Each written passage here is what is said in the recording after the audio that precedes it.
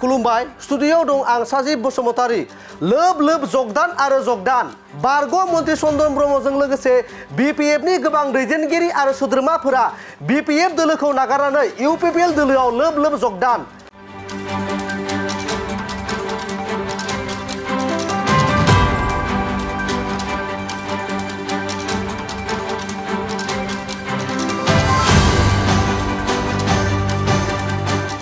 नंगौ नोंथाङा थारखौनो खोनादों दिनै चन्दन ब्रह्मजों लोगोसे बिपिएफनि गोबां दैदेनगिरिफोरा इउपिपिएल दोलोआव जगदान जादों बिथां चन्दन ब्रह्मआ इउपिपिएल दोलोआव जगदान जानायजों लोगोसे मोनसे हानजा सुरनाय हाबाफारिबो बे समाव नुनो मोननाय जादों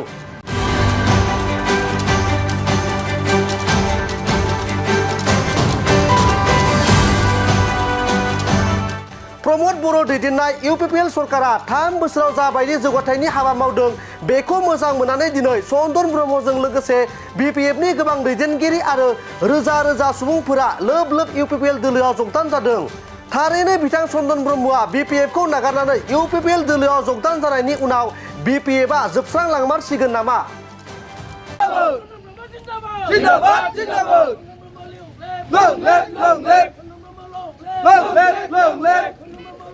Long live!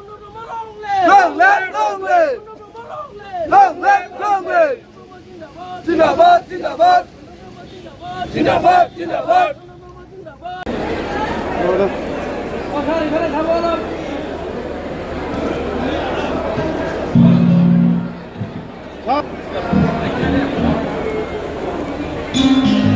Woy लोग ना मीडिया woy लोग ना बे नहीं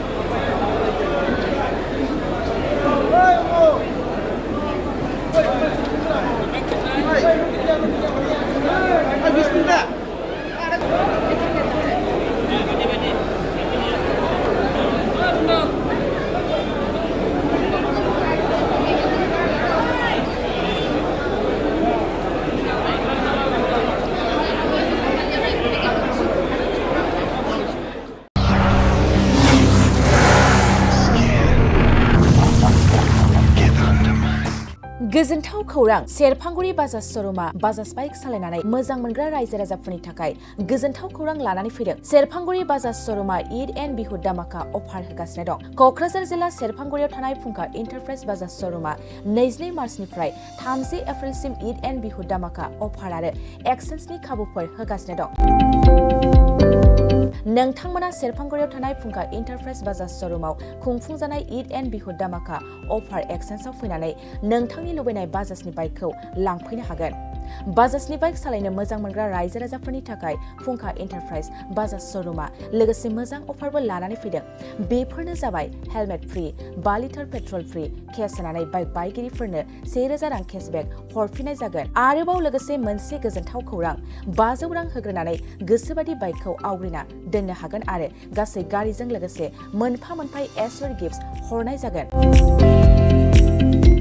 फुंखा इन्टारप्राइज बाजाज श'रुमा 7999 रां बेसेनावनो डाउन पेमेन्ट होनानै बाइक लानो हागोन आरो जायखिजाया बाइकखौनो एक्सचेन्ज खालामनायनि खाबु लानानै फैदों